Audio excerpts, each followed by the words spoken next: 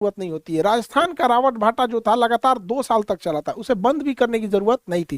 ये nuclear power plant में safety की ज्यादा जरूरत होती है, क्योंकि इसका सबसे खतरनाक एरिया इसका कोर होता है जहाँ यूरेनियम होता है। इसकी सेफ्टी के लिए यहाँ पे इसे बहुत बड़ा कंक्रीट से ढक के रखना पड़ता है। इसमें यूरेनियम का यूज किया जाता है। यूरेनियम को येलो केक कहा जाता है, इसे आशा का धातु भी कहते हैं। यूरेनियम दुनिया का सबसे महंगा पदार्थ होता है। यूरेनियम इसमें इससे महंगा दुनिया में कोई पदार्थ नहीं होता है। इससे एनर्जी ज़्यादा निकलती है। अब वो इतनी ज़्यादा एनर्जी निकलती है जिस वजह से बिजली बनाया जा सकता है। तो रसिया के साथ हमें 6 पावर प्लांट की ज़रूरत है, क्योंकि India day by day develop करते जा रहा है और हमारे इंडिया में हर चीज़ें इंफ्रास्ट्रक्चर से लेके आईटी सेक्टर में डेवलपमेंट हो रही है, तो बिजली की खपत बहुत ज़्यादा हो रही है, इसलिए इसकी भी ज़रूरत है। साथ में रसिया ने भारत के साथ बहुत संभवतः हो सके तो इस डील को करेगा फ्लोटिंग न्यूक्लियर पावर प्लांट। हालांकि रसिया के पास शिपिंग न्यूक्लियर प्लांट की बहुत एक्सपर्टीज है, उसके पास परमाणु पनडुब्बियां बहुत ज़्यादा है। तो ऐसे ही बिजली घर को पानी वाली जहाज में ये लोग फिट कर देते हैं। जो न्यूक्लियर रिएक्टर है उसे पानी वाली जहाज में फिट कर देंगे और बाकी उसमें जो भी सिस्टम है लगा देंगे। और शिप ऊपर से नॉर्मल दिखेगी, अंदर से ऐसा होगा, शिप ऐसे दिखेगी, बाहर से यहाँ पे होगा। अब इस शिप को किसी भी जगह पे हम मूव करा सकते हैं। सपोज कि अगर केरल में बिजली पे अटैक हो गया और केरल की बिजली सप्लाई खत्म हो जाती है, तो इस जहाज को केरल के पास जाएंगे और जैसे ये क्रेन लगा है ऐसे ही तार लगा देंगे यहाँ पे ग्रिड, और उसे ग्रिड से जोड़ देंगे। एक बार जब कोई भी इलेक्ट्रिसिटी ग्रिड से जुड़ जाती है तो आपका मन आप जहां मन वहां भेज दीजिए। जैसे रेलवे लाइन पूरे देश में बिछा हुआ है, वैसे बिजली लाइन पूरे देश में बिछा हुआ है, जिसे हम लोग ग्रिड बोलते हैं। ये ग्रिड से जोड़ सकते हैं, तो इसका बहुत फायदा। इसकी क्षमता है 800 मेगावाट। पटना शहर की औसतन जो बिजली खपत है पूरे पटना जिला की 800 मेगावाट है औसतन। गर्मी में कभी बढ़ जाता है, ठंड में थोड़ा सा कम हो जाता है, जैसे एसी वगैरह का जरूरत होता है। तो एक शहर को ये अकेले बिजली सप्लाई कर सकता है। अब मूव करके इधर से उधर चला जाएगा। तो रसिया से इसकी भी डील लगभग तय मानी जा रही है यहाँ पर। और इसी बीच जब यहाँ पे डील हो ही रहा था, तो रसिया से 2 ट्रेन कोयला को लेकर इंडिया पहुंची। अब यहाँ से कोयला को लेकर इंडिया कैसे पहुंची, तो इंटरनेशनल नॉर्थ साउथ कॉरिडोर लेके ये ट्रेन रसिया से होते हुए यहाँ पर कजाकिस्तान, ये जो काकेशस पर्वत है, इसे पार करके ईरान के चाबहार पोर्ट पर पहुंचती है। ईरान के चाबहार पोर्ट के बाद फिर वहाँ से मुंबई पहुंच जाती है। तो यहाँ से ये इंटरनेशनल नॉर्थ साउथ कॉरिडोर जाता है। इसी में यहाँ पर India middle east economic corridor भी जाता है। तो India middle east economic corridor जो है ये भी यहीं से गुजर सकता है। तो India middle east economic corridor Dubai, Saudi Arab ये होते हुए यहाँ से निकल सकता है। लेकिन इन दोनों इतने बड़े बड़े ट्रेड रूट के लिए भारत के पास मुंबई बंदरगाह उतना गहरा नहीं है। इसलिए मुंबई बंदरगाह से बहुत गहरा बनाने के लिए और वर्ल्ड लेवल का बंदरगाह एयर सीपोर्ट बनाने के लिए वहाँ पे मुंबई से थोड़ी दूरी पे वाधवन पोर्ट बनाया जा रहा है। वाधवन पोर्ट जो है ये टॉप दुनिया के एशिया के जितने बड़े बंदरगाह उसमें टॉप 10 में ये आएगा। इतना बड़ा इसे बनाया जा रहा है। इस समुद्र के अंदर 6 किलोमीटर में बनाया जा रहा है, ताकि गहराई वहां ज्यादा हो और बड़े से बड़े शिप को लाया जा सके यहाँ पर। तो ट्रेड इतना बेहतरीन बढ़ रहा है यहाँ पे। ये पोर्ट अगर बन जाएगा तो हम लोगों की कोलंबो पोर्ट से निर्भरता घट जाएगी, क्योंकि बहुत बड़े जहाज को हमें कोलंबो पोर्ट पे भेजना पड़ता था, वहां से फिर अनलोड करके मुंबई लाना पड़ता था, क्योंकि मुंबई बंदरगाह उतना भी गहरा नहीं है। हालांकि कांडला जो है वहां पे नवा सीवा जो है, नवा सीवा बंदरगाह आधुनिक है, लेकिन उससे भी बेटर बनेगा ये वाधवन पोर्ट यहाँ पर। तो अभी ये कोयले से भरी जहाजें आ गई हैं। इसी बीच हम लोग की डील होती है रसिया के साथ। रसिया हमें already S-400 missile defence system दे दिया है। S-400 जो है 400 किलोमीटर के दायरे में आने वाले किसी भी एरियल थ्रेट को मार सकता है। ये एक किसी भी जहाज या मिसाइल को मारने के लिए काउंटर में 2-2 मिसाइल छोड़ता है, ताकि एक से मिस हुआ तो दूसरा उसे मार सके। बट इसका रडार जो होता है वो 600 किलोमीटर देख सकता है, लेकिन 400 किलोमीटर के दायरे में आएंगे तो मार के गिरा देगा। इतना पावरफुल है। दुनिया का सबसे पावरफुल ये जो एयर डिफेंस सिस्टम है S-400 है। अब भारत के पास ऑलरेडी S-400 है, लेकिन ऐसा डील हो रहा है कि बहुत जल्दी भारत को रसिया जो है भारत को S-500 भी दे देगा। S-500 की मारक क्षमता 500 किलोमीटर है। अभी S-500 को केवल रसिया यूज करता है, उसने किसी दूसरे देश को नहीं दिया है। ये दुनिया का सबसे खतरनाक एयर डिफेंस सिस्टम है। अब आप समझिए कि हम लोग अगर ये एयर डिफेंस S-500 मिल जाता है, तो अगर हम इसे अमृतसर पे रखते हैं तो पाकिस्तान के अंदर कोई जहाज नहीं उड़ सकता है, क्योंकि उतनी अंदर तक वो देख सकता है और वहां पे मिसाइल से हमला कर सकता है। चाइना के पास भी ये सिस्टम है, लेकिन चाइना के पास केवल S-300 है, यानी ये केवल 300 किलोमीटर मार सकता है। और हमारे पास S-400 ऑलरेडी है। ऑलरेडी ये चाइनीज भाई लोग तुम समझो ध्यान से, हमारे पास S-400 पहले से है, S-500 आने वाला है। तो इसका मतलब अगर हम लोग सामने सामने की लड़ाई हो तो उसकी एयरफोर्स कितनी भी तगड़ी हो, वो मैक्सिमम हमारे अंदर 300 किलोमीटर पेनिट्रेट कर सकता है और हम लोग उसके अंदर 500 किलोमीटर कर सकते हैं। तो ये एक बेहतर डील है भारत और रसिया के बीच में, जो दिखाता है कि दोनों देशों के रिश्ते कितने मजबूत हैं, क्योंकि S-500 केवल और केवल रसिया यूज करता और किसी को नहीं दिया है। रसिया ने तुर्की को भी S-400 दिया था, जिसपे वेस्टर्न मीडिया ने बहुत बवाल मचाया था। तो हम दोनों के रिश्ते बहुत बेहतरीन होते जा रहे हैं। हालांकि बहुत दबाव बनाया गया, रसिया ने अपनी ओर से ऑफर भी किया है। SU-57 सुखोई का ये विमान है, ये बहुत बेहतरीन जहाज है, लेकिन स्टिल्थ टेक्नोलॉजी से होता है, स्टिल्थ रडार में नहीं आते हैं। इसे अमेरिकन जहाज F-22 रैप्टर से तो ना किया जाता है, लेकिन ये काफ़ी कॉस्टली है। तो भारत इसमें इंटरेस्ट भी दिखा रहा है और नहीं भी, उतनी तरह से नहीं कह सकते, लेकिन रशिया की ओर से ये खुला ऑफर किया गया है हमारे लिए। यहाँ पे राफेल वगैरह से तो ये तगड़ा है। एक्चुअल हर जहाज की अलग अलग काम होता है। जैसे सड़क पे देखते होंगे, जो काम टेम्पू कर सकता है वो ट्रक नहीं कर सकता है, जो काम बाइक करेगा वो कभी बस नहीं कर सकता है।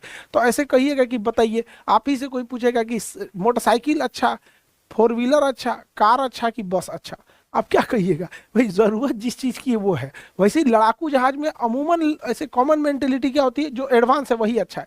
कुछ बम्बर होते हैं जो बम गिराते हैं, कुछ स्ट्राइकर होते हैं जो बम नहीं गिराएंगे, तड़तड़ा के मारेंगे, सब डॉग फाइट के काम में आएंगे। कुछ रिकॉनेसेंस मिशन में आते हैं, दूसरे देश में घुस के निगरानी करने में। कुछ दोनों काम कर सकते हैं, मार भी सकते हैं, रिकॉनेंस भी कर सकते हैं, बम भी गिरा सकते हैं, मल्टी रोल काम कर सकते हैं। जैसे राफेल एक मल्टी रोल जहाज है। तो सबका अलग अलग होता है। यहाँ पे ये एयर सुपीरियरिटी के लिए है, एकदम स्टिल्थ है, स्ट्राइकर जाएगा एकदम कहीं पे भी बम गिरा के आ सकता है, लेकिन ये बड़ा कॉस्टली होता है, इसकी ऑपरेटिंग कॉस्ट भी बहुत ज़्यादा होती है। तो देखते हैं कि आगे क्या होगा। बाकी हमारा तो HAL बना रहा है, अभी तक तेजस कंप्लीट नहीं कर पाया, पता नहीं क्या कर रहे हैं लोग। अच्छा भी नहीं लगता है बार बार बोलने में कि तेजस कंप्लीट नहीं हुआ। आज से बन रहा है, सोच रहा 40 साल से तेजस बन रहा है, अब ये लोग का इंजन पूरी तरह से फाइनलाइज नहीं हुआ। तो ये भी एक दर्शाता है। हालांकि डिफेंस सेक्टर में प्राइवेटाइजेशन बहुत पहले हो जाना चाहिए। प्राइवेटाइजेशन होने से थोड़ा सा कोई भी चीज़ बड़ा तेजी से एक्टिवली काम करते रहता है। देखिए, इतना दबाव भारत पे बनाया जा रहा था, वेस्ट ने पूरी कोशिश किया दबाव बनाने के, बहुत सारी धमकियां दी गई अमेरिका और भारत यूरोप की ओर से कि भारत को सैंक्शन लगाए जाएंगे। लेकिन अभी हाल ही में UN सिक्योरिटी काउंसिल में रसिया जो है वो इसका अध्यक्ष बना है, उसने भारत का बचाव किया और कहा है कि वेस्ट मीडिया ने भारत पे बहुत ज़्यादा दबाव भी बनाने की कोशिश कर रही है। एक्चुअली वेस्टर्न मीडिया का अलग नेरेटिव है, वो अपने हिसाब से सोचता है यहाँ पे। अब सोचिए ना, ईरान के मिलिट्री को उसने आतंकवादी घोषित कर रखा है। मतलब आतंकवाद का कोई परिभाषा ही नहीं रखा है। हमारा ईरान से अच्छा संबंध है, ईरान हमारे भारत के लोगों को, और या ईरान और भारत का बहुत अच्छा रिलेशन है हमारा, और उसका दोनों का ट्रेड बैलेंस भी अच्छा है, पेट्रोलियम लेते हैं। अब वहाँ की जो रिवोल्यूशनरी गार्ड है, जो इसको BSF कहता है, जैसे हमारे यहाँ BSF है, उसको आतंकवादी घोषित कर रखा है। तो उनको कहना है कि रसिया जो है ना, अब ध्यान से समझिए, रसिया अगर यूक्रेन पे हमला किया तो कहता है रशियन एग्रेशन, रशिया ने हमला किया, एग्रेशन। और अमेरिका आके अफगानिस्तान पे मार दिया तो अमेरिकन एग्रेशन नहीं, अमेरिकन एक्शन ऑन टेररिज्म। बताइए, इन लोग की तो गजब गजब की विचारधारा होती है। सही है तो इनके गुड टेररिस्ट और बैड टेररिस्ट। तो रसिया ने भारत का हमेशा से बचाव किया है और ज़रूरत भी है, और भारत ने UN सिक्योरिटी काउंसिल में, रसिया ने UN सिक्योरिटी काउंसिल में भारत के परमानेंट मेंबरशिप की भी वकालत किया है यहाँ पर। तो ये सब की वजह से कोई दबाव के खास असर न रसिया के रिलेशन पे पड़ा और न रसिया के ट्रेड पे पड़ा। रसिया के पास बहुत ज़्यादा ऑयल भंडार है, तो ये ऑयल रिजर्व को हम लोग टैंकर्स में से रख के और भारत तक इसको लेके आ रहे हैं, क्योंकि भारत में बहुत ज्यादा खपत है पेट्रोलियम का, जनसंख्या बहुत ज्यादा है। जब यूक्रेन और रसिया विवाद नहीं हुआ था तो हम लोग रसिया से जो तेल खरीदते थे वो 1 लाख बैरल पर डे खरीदते थे।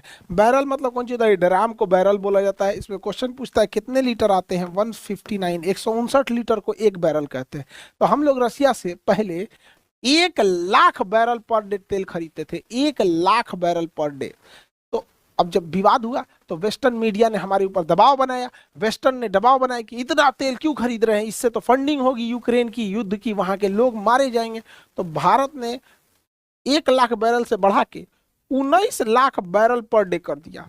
19 लाख बैरल पर डे हम कन्वर्ट कर देते हैं 30 करोड़ लीटर प्रतिदिन। तो हम लोग रसिया से तेल खरीद रहे हैं ना 30 करोड़ लीटर प्रतिदिन खरीद रहे हैं, 30 करोड़ लीटर प्रतिदिन खरीद रहे हैं। अब वेस्टर्न पागल है सब, वेस्टर्न मीडिया ले यार ये भारत को किया क्या जाए है, न ये अमेरिका का सुन रहा है न यूरोप का सुन रहा है। तो भारत विश्व गुरु है, गुरु नहीं सुनता है जल्दी किसी का। हम लोग को अपना नेशनल इंटरेस्ट मायने रखता है, पहले उसको हम लोग देखते हैं। तो इसका बेअसर हो गया यहाँ पे। हालांकि वेस्टर्न लोगों ने, यूरोप ने बहुत गलत किया। अलग अलग जगहों पे रूस के एसेट्स थे, कुछ यूरोप में थे, कुछ अमेरिका में थे। उनके जो फॉरेन रिजर्व थे, पैसे, विदेशी मुद्रा भंडार थे, लगभग 300 बिलियन डॉलर। ये 300 बिलियन डॉलर को यूरोप और अमेरिका ने फ्रीज कर दिया, कहा कि जब युद्ध खत्म होगा तो इस पैसे को निकाल सकते हो। इसी के मद्देनजर रखते हुए भारत ने भी अमेरिका में अपने गोल्ड रिजर्व को वापस लेके आया। यहाँ पर इन पे कभी भरोसा करने लायक नहीं है। दे आर एकदम, इन लोगों के पास, अंग्रेजों के पास कोई एथिक्स नाम की चीज नहीं होती है। इन्होंने 25 लाख बंगालियों को भूखे मरने दे दिया जब हम गुलाम थे तब। इन्होंने छोटे बच्चे को गोली मारा जलियांवाला बाग में।